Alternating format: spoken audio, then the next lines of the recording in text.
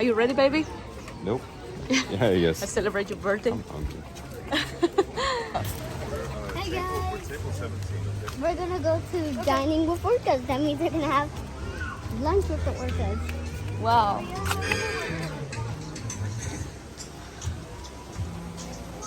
Welcome, guys. Backstage here at SeaWorld, and we're about to eat a buffet. Let's go.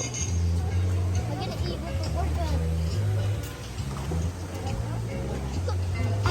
We're in the backstage of the Orcas stadium. We're in the backstage.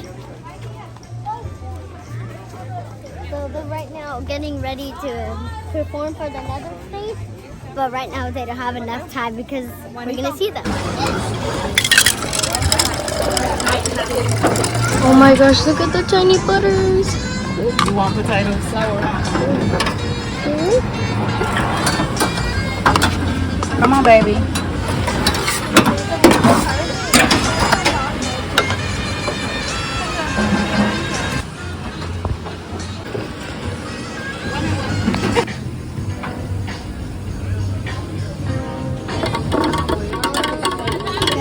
Dining with the Orcas and look, they're right there. That's what I mean.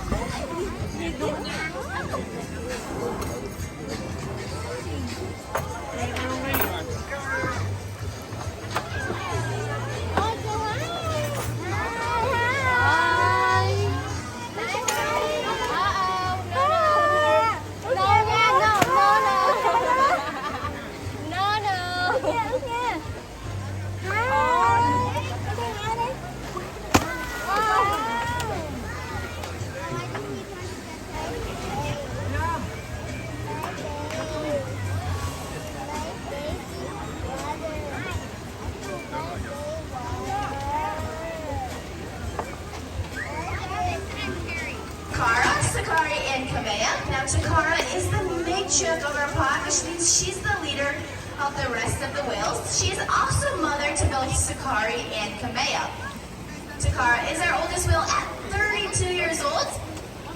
And then one of her daughters, Sakari, she is 13 years old. And then her other daughter, Kamea, is our youngest at 9 years old. In front of you guys, on the left, right now, that just got the eyes. That one is 2R. He is 24 years old. And on the right over there, that one's Kayuki. He is 31 years old and the largest member of our pod, weighing in at over 9,500 pounds. Now we do a variety of different sessions here at SeaWorld to enrich the whales' lives to make sure they are getting the best care possible. And they're going to give you a great big wave hello. So one of the very first and most important sessions that we do here at SeaWorld is called husbandry session. This is where the whales are taught to participate in their own health care. What Tuar is going to be demonstrating for you guys right now is a behavior called a fluke present.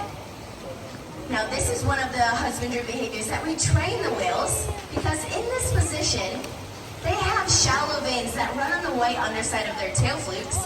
So that's how we are able to get a voluntary blood sample from the killer whales.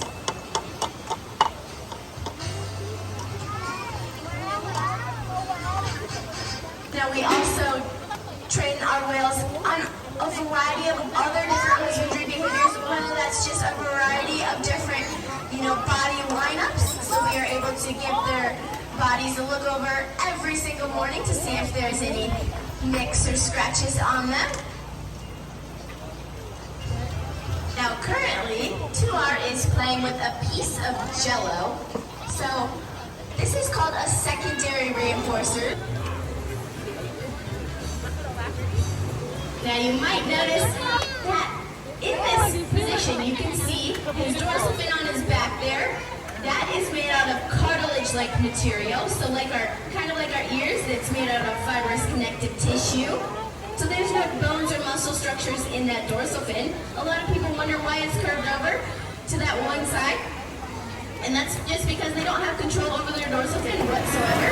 Since there are no bones or muscle structures in that dorsal fin, the male dorsal fins particularly can get up to 6 feet in height and weigh a couple hundred pounds. So at a younger age,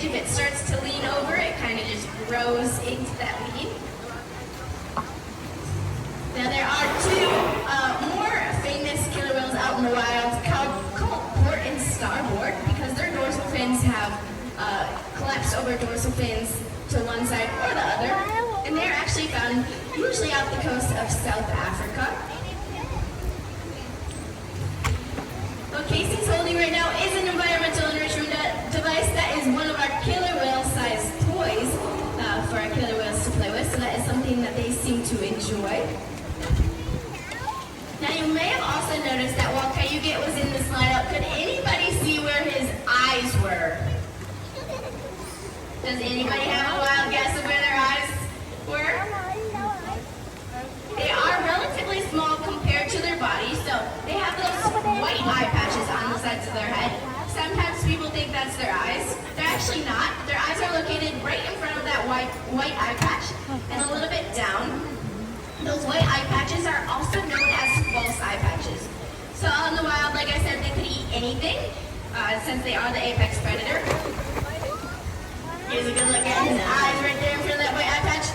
Now, if one of the killer whales was trying to eat a sea lion and a sea lion was trying to fight back, they'll actually scratch at those false eye patches because they think they're those eyes. So that's a specific type of camouflage and coloration unique to killer whales to protect themselves. Now, some other cool coloration to killer whales is that they're black on top and white on their bellies. Now, this is a specific type of camouflage called counter shading. They're black on their surface because if an animal were looking at them from above, that black on top actually blends in with the ocean floor down below, whereas if an animal were looking at them from the bottom up, that white belly actually blends in with the sky. Here, Cayuget is doing a learn session, so this is also another type of session that we can provide the killer whales. That's either where we can train them new behaviors or reshape other behaviors that they might already know. So right now, he is learning what a behavior called Who Am I? So this is where Casey and Amy will go back and forth. They give him the same hand signal, or SD, which we call a discriminative stimulus. And he is actually going to, hopefully, emit two different behaviors on the same SD, depending on which trainer is giving him that hand signal. Now you might wonder what we do if he is not providing the correct behavior, which he is doing now. And you'll see Amy is just pausing, just standing there for 1, 2, 3, just a 3-second pause. And that is called an LRS, or least reinforcing scenario. So we can either ask him for another behavior, we can feed that LRS, we can do all different types of things since that LRS is a behavior in and of itself.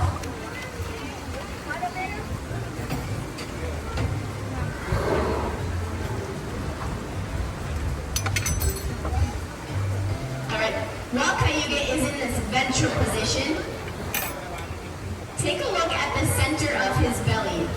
There is a little black dot right in the center of his belly. That is his belly button. That's because killer whales do give live birth. They are mammals, just like you and I, so they do have all 5 characteristics that mammals have. So one is giving live birth. Another one that I touched on previously is they actually breathe air. So all mammals breathe air. And this is kind of a fun one. All mammals have hair. Who thinks killer whales have hair? They actually do when they are born. So right along their rostrum, they have little hair follicles that actually fall out a couple days after birth. Another characteristic of mammals is that they are warm-blooded. And then the last but not least, 5th characteristics for mammals is that they do produce milk and drink milk. So if you guys if you are able to see the sides of their tongue, they actually have little fringes on the sides of their tongue. And this helps them when they are babies because they're able to interlock those fringes, kind of like a zipper, and make a straw-like, with their tongue. And they're able to drink their mom's milk straight from their mammary glands with their tongues without getting any of that salt water that they live in mixed in with that milk.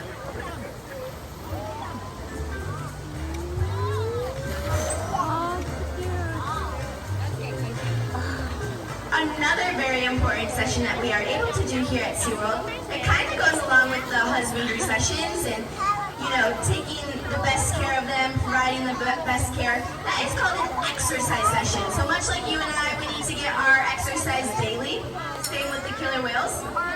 There's actually been a study that says killer whales need around 5 to 7 minutes of high energy behaviors to really get their heart rates up and pumping, to get their blood flowing throughout their body.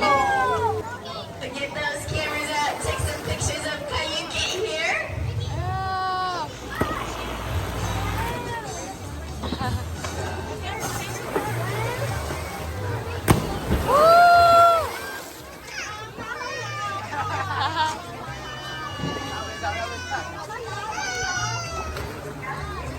Alright, and Kayuki, it looks like he has one last final thing to say to you guys. Bye.